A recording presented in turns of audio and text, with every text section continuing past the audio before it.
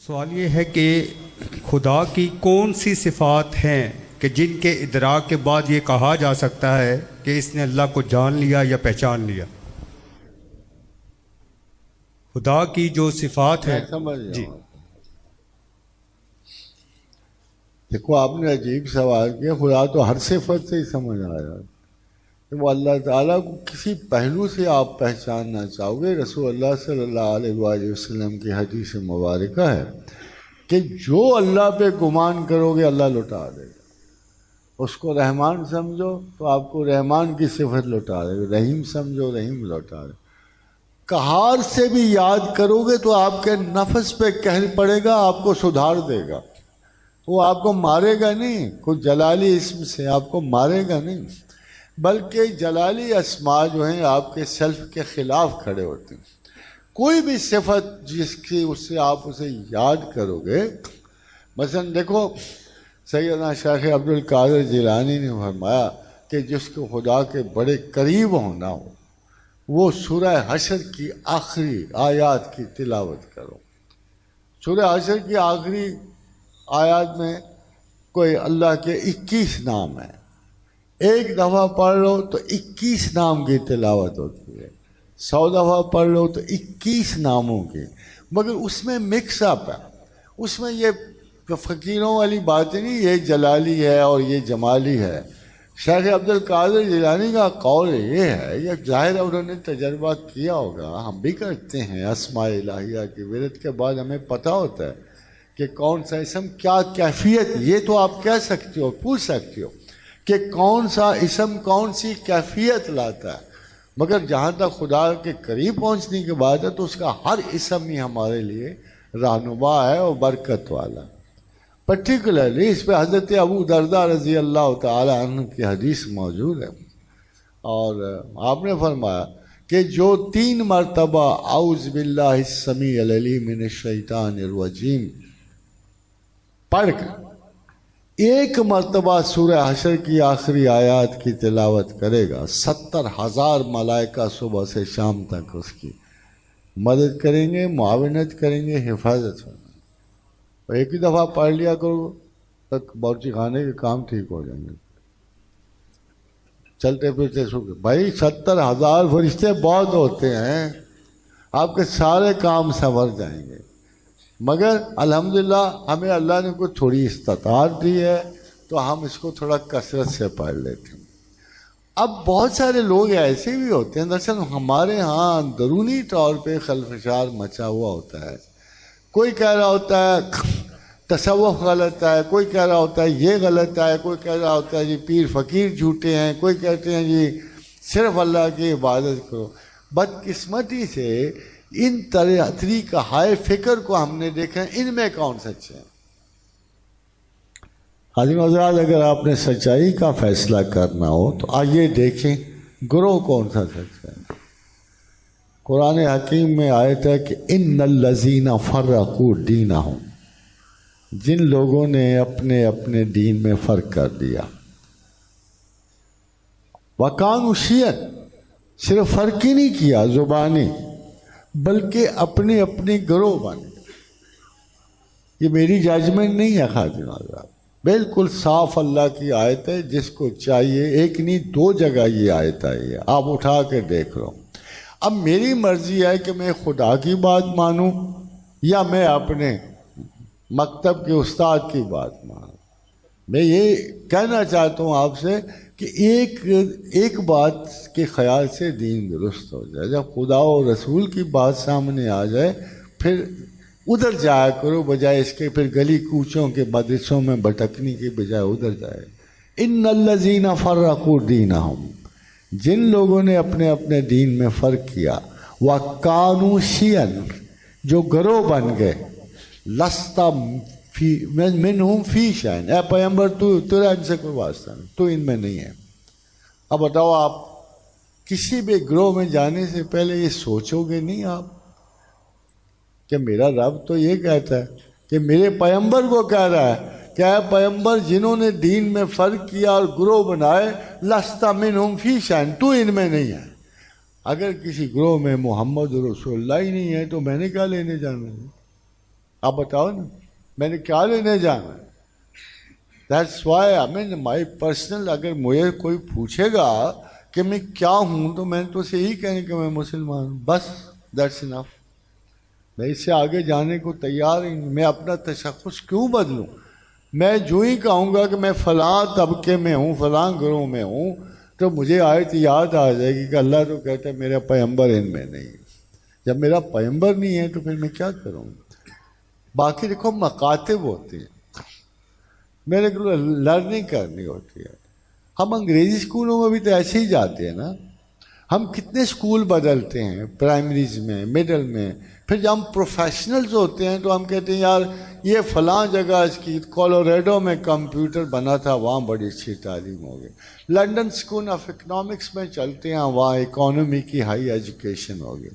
ہم اس طرح چنتے، ہم اسکولوں سے محبتیں وابستہ نہیں کرتے، یادیں وابستہ ہوتی، محبتیں نہیں ہوتی. علم کی سینکشنز وہاں سے نہیں لی جاتی. We only go there and we educate our self. ہمیں ایک پیریڈ سے محبت ہوتی ہے، ایک عہد سے. اگر فرض کرو میں نے 62 اور 64 میں کسی کالج میں تعلیم پائی ہے تو مجھے یاد ہے اس زمانے میں کون سے طالب علم تھے، کون سے ہمارے ساتھی تھے، کن سے جھگڑا رہتا تھا، استاد کون سے تھے. اس سے زیادہ اس سے یا یہ کہ تعلیم اچھی تھی بری تھی، میں نے جو ڈگری وہاں سے لینی تھی لے لی. اب میں اس کی یاد میں سانس تو نہیں، سسکیاں تو نہیں بھرتا پھرتا، میں اس کے لیے پاگل تو نہیں ہوتا پھرتا. وہ میرے لیے اس قسم کی سند نہیں بنتا کہ اس میں ٹوٹیلٹی آف نالج بینک نہیں کرتے. ہاں جب میں پڑھ لکھ جاؤں گا بہت سارا کچھ، میں اپنے تمام متعلم جو جن اسکولوں کا کالجوں کا ہوا ساری تعلیم جمع کروں گا، ری ارینج کروں گا، اپنا نقطۂ نظر بناؤں گا. میں پھر کہہ سکتا ہوں کہ میں یہ ہوں، میں وہ ہوں. پھر بھی میں یہ میں نے یہ فیصلہ نہیں کرنا کہ میں کس گروہ میں ہوں. میں فیصلہ کر سکتا ہوں کہ میں مسلمان ہوں یا عیسائی ہوں یا یہودی ہوں. میں مذاہب میں فیصلہ کر سکتا ہوں، گروہوں میں نہیں کر سکتا. خادم حضرات پچھلے دنوں میں انگلینڈ میں نے انگلش میں اسپیچ کر رہا تھا تو میرے تو جب انہوں نے پوچھا مجھ سے کہ ٹیررزم پہ تقریر تھی تو میں نے ایک سیدھی سی بات کی. میں نے کہا I was born in 1941. I've already completed my 76 years. I was given a gift by my parents. That was religion, Islam. میں نے کہا بڑی مشکل پڑی اسلام نبھانے میں، کیونکہ میں نے ارد گرد کسی کو اس کی قدر ہی نہیں کرتے پایا. اسلام کے باوجود لوگ جھوٹ بول رہے تھے، غبن کر رہے تھے، زیادتیاں کر رہے تھے، ناانصافیاں کر رہے تھے. کسی کو نہیں سیریس دیکھا. خیال آیا کہ یہ غلط نہ ہو.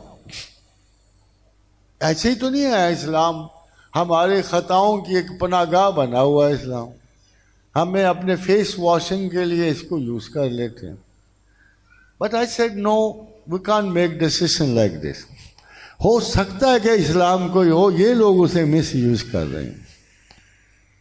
مجھے پتا ہے کیسے مس یوز کر. میں نے ان کو مثال دی، ان کو انگریزوں کو سمجھ آ گئی. میں نے کہا میرے پاس ایک شہر تھا ٹیکسلا. ٹیکسلا بہت بڑی یونیورسٹی تھی دنیا کی اس وقت. 70,000 بدھ مت کے پیروکار وہاں پڑھتے تھے. ہنس کا اٹیک ہو گیا. ایک انتہائی ظالمانہ قوم تھی، جیسے وائکنگز تھے، مانگولز تھے، ہنس تھے. ہنس تورمان اور مہرگلا کی قیادت میں آئے، سارا ہندوستان تہس نہس کر کے ٹیکسلا پہنچے. بدھزم از اے پیسیفسٹ ریلیجن. مہاتما نے ان کو کہا تھا کہ زندگی بھی عذاب ہے، موت بھی عذاب ہے. بیلنس اسی میں ہے کہ تم خواہش نہ کرو، تم سو جاؤ آرام سے، ہاتھ نہ اٹھاؤ، فتنوں میں نہ جاؤ. تو انہوں نے فیصلہ کرنا تھا کہ ہنس کا مقابلہ کریں یا نہ کریں. 70,000 ہنس نے، تمام ان کے پروہتوں اور مذاہب کے عالموں نے فیصلہ کیا کہ we will not defend ourselves. 70,000 بدھ ہنس نے وہاں قتل کر. مگر ایک بھی بدھ نے ہتھیار نہیں اٹھایا، ایک بھی بدھ وہاں سے نہیں بھاگا۔ ان کو اپنے پیمبر کی صداقت پہ اتنا یقین تھا۔ تو میں نے ان سے پوچھا رونگیا والے بھی تو بدھ ہیں نا، رونگیا والے بدھ ہیں نا، بدھ مت کے پیروکار ہیں، ابھی تک وہ 70,000 مسلمان قتل کر بیٹھے ہیں۔ who's wrong, who's right؟ کیا پروفٹ غلط ہوتے ہیں؟ کیا تعلیم دینے والے غلط ہوتے ہیں یا ان کو ماننے والے غلط ہوتے ہیں؟ کیا وہ بدھ غلط تھے جنہوں نے اپنے پیمبر کی ایک بات پہ جانے نچھاور کر دی، یا یہ بدھ کو جانتے ہیں؟ آرڈر تو وہی ہے نا بدھ مت کا، مگر یہ بدھ جانتے ہوئے بھی انہوں نے 70,000 مسلمان قتل کر دی۔ Same is the condition with all religions. ہمارے ساتھ بھی وہی معاملہ ہے۔ ہم اگر خدا اور رسول کو مانتے ہوں تو خدا اور رسول کا کیا حکم ہے؟ جب پہلے سریے کے لیے مسلمان نکلے تو ہدایت کی کسی سرسبز و شاداب زمین کو نہ اجاڑنا، کسی ہرے بھرے درخت کو سائے سے محروم نہ کرنا، کسی بچے کو نہیں مارنا، کسی عورت کو قتل نہیں کرنا، کسی بوڑھے سے زندگی نہیں چھیننی۔ بھائی مارنا کس کو ہے پھر؟ فصلیں نہیں اجاڑنی، اناج نہیں ضائع کرنا، یہ ساری کوڈ آف بیٹل ہے جو اللہ کے رسول نے دی۔ We believe it. الحمدللہ ہماری فوج اسی طرح کرتی، they are not very far from this behaviour. ابھی تک پاکستانی فوج کا اس قسم کا مس بیہیویئر کسی نے نہیں سنا۔ مگر خواتین و حضرات، مسئلہ یہ ہوتا ہے کہ how much do we believe. ہم میں جو جنگ کے قوانین دے رہے ہیں، رحم و کرم کے قوانین دے رہے ہیں، ہمیں ٹیررسٹ کہا جا رہا ہے، ہمیں ٹیررسٹ کہا۔ میں نے کہا ان کو، میں نے کہا ہو آر یو؟ ہمیں تم ٹیررسٹ کیسے کہہ سکتے؟ کچھ لوگ اگر انٹرپریٹ کر رہے ہیں اسلام کو تو ہم نہیں کر رہے، تم کر رہے ہو، تم انہیں بہکا رہے ہو، تم انہیں ٹیچ کر رہے ہو۔ ٹیررزم باہر نہیں ہوتا، ہر انسان کے سینے میں چھپا ہوتا ہے۔ وکٹر ہیوگو نے کہا تھا آدمی اتنا خوفناک ہے کہ اگر اپنے دل کے راز باہر نکال دینا تو دن میں ہر آدمی 10 مرتبہ پھانسی چڑھنے کا کام ہے۔ ہماری تو کیفیات ایسی، ہم تو وہ حسد سمجھتے رکھتے ہیں، وہ جیلسی رکھتے ہیں، ہماری تو کمینگیوں کی ہڈی کوئی نہیں ہے۔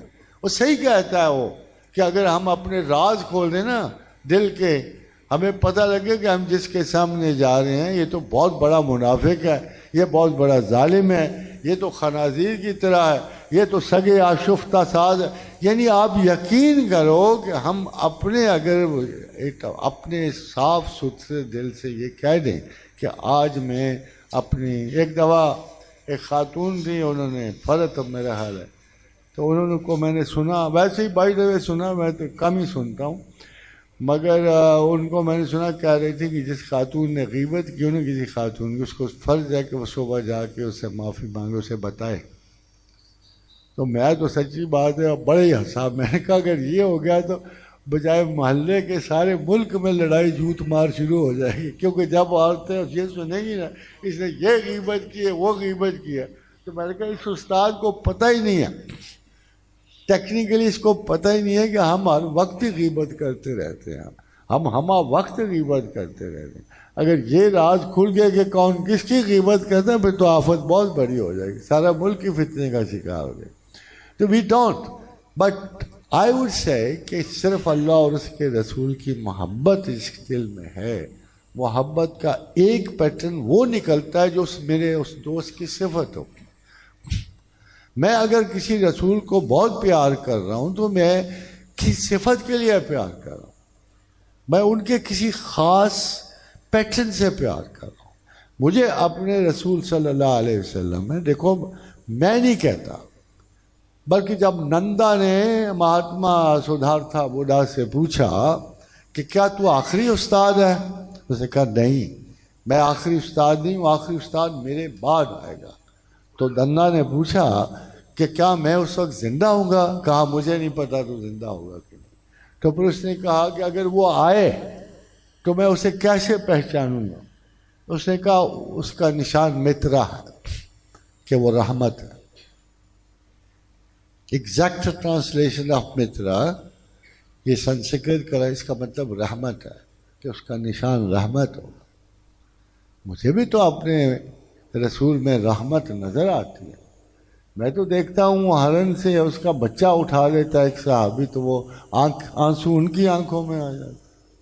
میں تو اپنے رسول میں وہ اسے کہتے ہیں تمہیں ماں کا درد محسوس نہیں ہوا؟ میرے رسول کو تو ہوا. تو وہ اپنے صحابی کو کہتے تمہیں ماں کا درد نہیں تھا؟ کس طرح بے چین اور بے پریشان اس کے پیچھے پیچھے آ رہی. کیا میرے اپنے رسول کی وہ ادا پسند نہیں کہ جب اونٹ نے آ کے شکایت کی تو مالک کا تم نے اس کی جوانی سے فائدہ اٹھایا؟ کون سے قوانین ہمیں مغرب دیتا ہے یار جانوروں کو پالنے کی؟ کون سی ایسی خوبیاں وہ دیتا ہے جو رحمت للعالمین نے نہیں دی؟ وہ وہاں کہاں سے دے سکتے ہیں؟ تو خادی و حضرات یہ کہنے یہ باتیں ہیں کہ کون سا کلچر بہتر اور سپیریئر ہے. اگر مسلمان کلچر بہتر نہ ہوتا تو تم مدینے سے باہر ہی نہ نکلتے. اگر تمہارا کلچر مضبوط نہ ہوتا آپ نے چھوٹی قوتوں سے جنگ تو نہیں نہ لڑی. ایک طرف آپ کا ایک چھوٹا سا صحابی 20-30 ہزار کی آرمی لے کے آپ کو تو یاد ہی نہیں وہ کہاں تک آئے تھے. دریائے طلاس تک آیا تھا. یہ ادھر چائنا میں پڑے فرغانہ اور کاشغر سے دور آیا تھا. کہاں سے چلا کہاں آیا. اور 2 لاکھ کی چائنیز کی آرمی کو شکست. ایک طرف وہ یرموک میں میدان میں دنیا کی سب سے بڑی طاقت کو 35,000 سے گنے ہوئے لشکر سے شکست دی جبکہ ان کی تعداد more than 150 تھی. ایک طرف تمہارا طارق بن زیاد جو اس دنیا کے کونے پہ جا کے 12,000 سے 1 لاکھ کو لشکر کی شکست دے. ایک دیر امیر یوسف بن تاشفین بربری اتر رہا ہے ادھر سے اور زلاکا کی جنگ میں الفانسو ششم کو اس کی ساری مشترکہ یعنی کرسچن فورسز کو شکست دے. آپ کو صرف ایک جنرل کا پتا جس کا نام بھی نہیں سنا ہوگا آپ. اس کو محمد ابن ابی عامر کہتے ہیں. مجھے یقین ہے آپ اس بندے کا نام بھی نہیں آپ کے علم آپ کو پتہ نہیں ہوگا یہ کون ہے. محمد ابن ابی عامر نے اپنے 57 بیٹلز لڑی بھی اس جگہ جہاں آپ مسافر بن کے جاتے. بارسلونا فرانس کے ساحلوں پہ لڑی. اس وقت پورچگل تھا ہی نہیں. ان مسلمانوں نے ختم کر دیا ہوا تھا. پورچگل نہیں تھا. آئیبیرین پیننسولا تھا ہی نہیں سرے سے. وہاں جا کے یہ لڑ رہے ہیں. کبھی خیال تو کرو ابھی تو آپ کو اپنی متا کا نہیں پتا. جب وہ نے اس نے اپنے منشی کو بلایا اسے کہتا ہے میں نے کتنی جنگیں لڑی ہیں کرسچنس کے خلاف کتنی کروسیز لڑی. یہ فیکٹ ہے تاریخ کا کبھی فرول کے دیکھیں. تو اس نے کہا 57. کہتا ہے کوئی جنگ میں نے ہاری ہے؟ کہتے نہیں آپ نے کوئی جنگ نہیں ہاری. آپ نے 57 جنگیں لڑی ہیں کروسیڈز کے ساتھ 57 کی 57 جیتی. تو اسے کہتا ہے پھر میرا حق نہیں کہ میں اپنے نام کے ساتھ المنصور لکھوا لوں؟ کہا جی بالکل لکھوا لیجیے.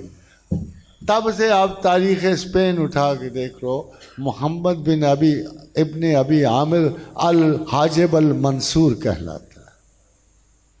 کبھی وائکنگ کا نام سنا ہم نے؟ کچھ دنیا کی ایسی طاقتیں ہیں جنہوں نے کبھی شکست نہیں کی. یہ نارویجین وائکنگ سے خوفناک ترین لوگ جدھر گئے بربادی اور ہلاکت پھیلائی. ان کی جب سختی آئی نا تو یہ خدا کے بندوں سے اٹک گئے. یہ آگے اسپین پہ چڑھائے. پورچگل کو انہوں نے برباد کیا. آگے بڑھے. اتفاق سے اس وقت عبد الرحمن دوم کی حکومت تھی اسپین پہ اور یہ ہنستے ہوئے آتے تھے ڈھول بجاتے ہوئے اور سب کو قتل کر کے نکل جاتے تھے. جو میں اب سنا رہا ہوں نا بات یہ آپ بہت انجوائے کرو گے. عبد الرحمن سیکنڈ نے ان کو اس بری طرح شکست دی کہ کوئی بچ کے ہی نہیں جا سکا.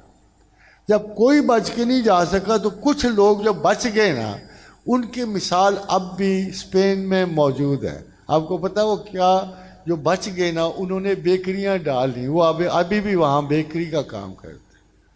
تو ان کی وہ اب آپ جاؤ گے نا کبھی تو ان کو دیکھو گے نا تو ان کی وہ دکانیں دکھاتے ہیں جہاں وائکنگز بچ کے آئے گا اور بیکریوں کی دکانیں کھولی ڈب روٹیاں بیچ رہے ہوتے. اب آپ دیکھو کہ دنیا کی سب سے زیادہ بڑا بادشاہ جس کو فاتح عالم کہہ رہے ہو چنگیز خان ہے. چنگیز خانی قوم کسی سے شکست نہیں کھائی، تباہ و برباد، انہوں نے اسلام کو بھی برباد کیا. مگر جب وہ انتہا پہ پہنچے نا اپنی ترقی پہ تو وہ پھر مسلمانوں سے لڑنے آئے، اور اس کو مارکہ عین جالوت کہتے ہیں، جس میں ہمارے ایک جنرل نے، ایک بادشاہ نے، ایک عالم، تینوں اکٹھے ہو گئے.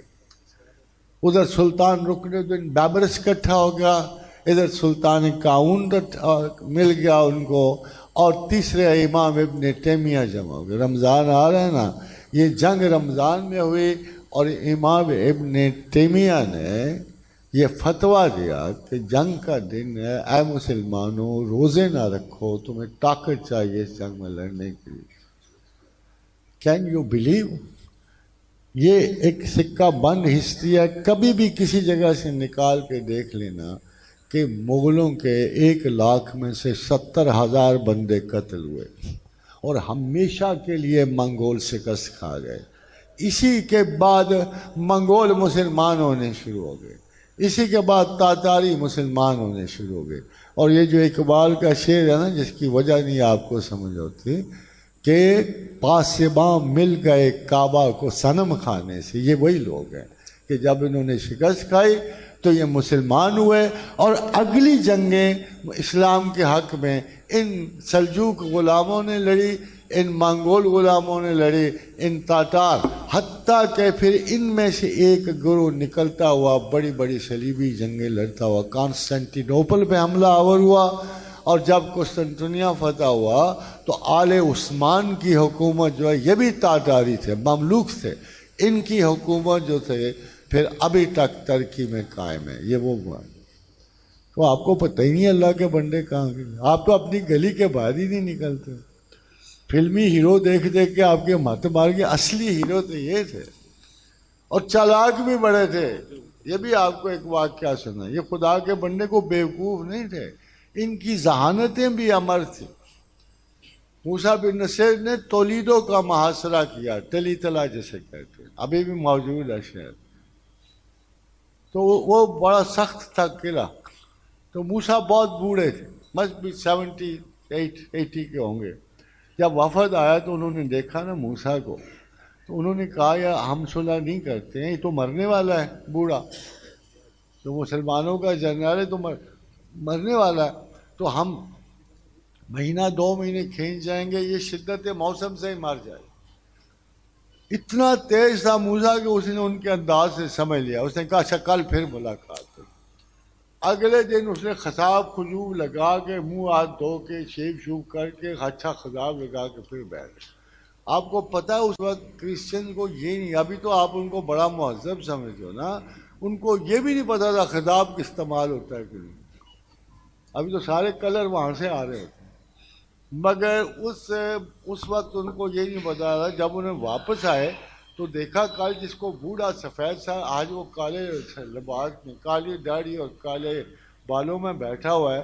تو وہ خفزدہ ہو کے کہیں گے یہ مسلمان دراصل جادوگر ہیں، ان سے لڑنا مناسب نہیں. انہوں نے فوراً ہتھیار پہنے. تو خادم حضرات، ہمارا سب سے بیسک قصور یہ ہے کہ we don't know much about our own people.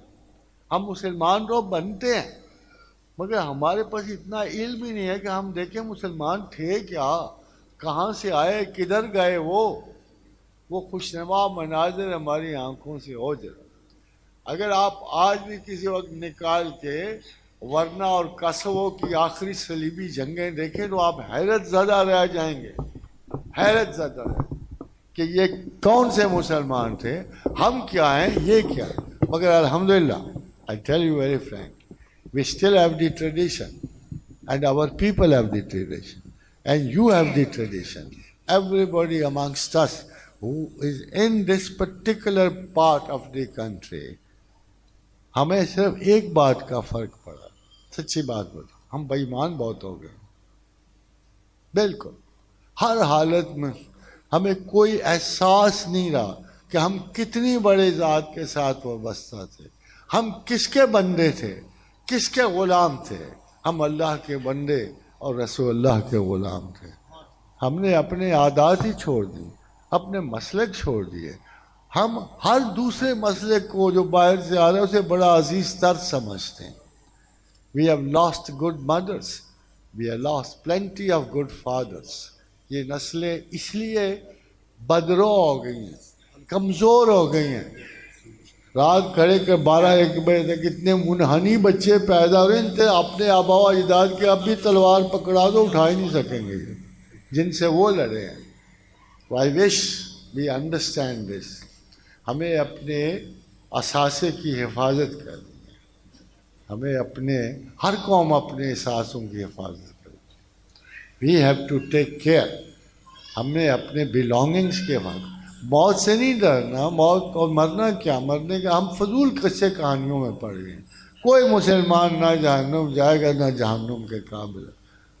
آپ کو پتہ نہیں رسول اللہ نے کیا کہہ دیا کہ جس نے دل سے ایک مرتبہ لا الہ الا اللہ محمد رسول اللہ کہہ دیا، اس پہ اللہ نے 2 نار دوزخ حرام کر دیا۔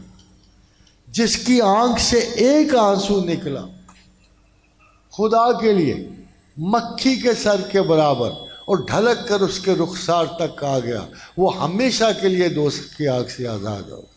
اتنا سستا سودا اور اتنے مہنگے ایٹیچیوڈ ہیں لوگوں کے۔ Let's go back, let's find a way to our prophet and God. ہمیں یہ چھوٹی چھوٹی باتوں سے نکلنا چاہیے۔ مسلم بڑا فراخ دل ہوتا ہے، گروہوں کے میں بٹ کے ہم کنجوس اور کمینے ہو گئے، سچی بات۔ وہی ہمیں بھاگنا چاہیے، ہمیں پھر واپس جانا چاہیے۔ دستوری صحرا کے لوگ ایسے نہیں ہوتے، نہ پہاڑوں کے لوگ ایسے ہوتے۔ یہ میدانوں کی ذلت ہے جہاں تم آ بسے ہو۔ None of you belongs here, none of you۔ Let's go back to our culture, of original culture۔ ہم اپنے آبا اجداد کے کلچر ہی اپنا لیں اگر دین نہیں اپنا سکتے۔ May Allah bless you۔ Thank you very much۔ بڑی نواز۔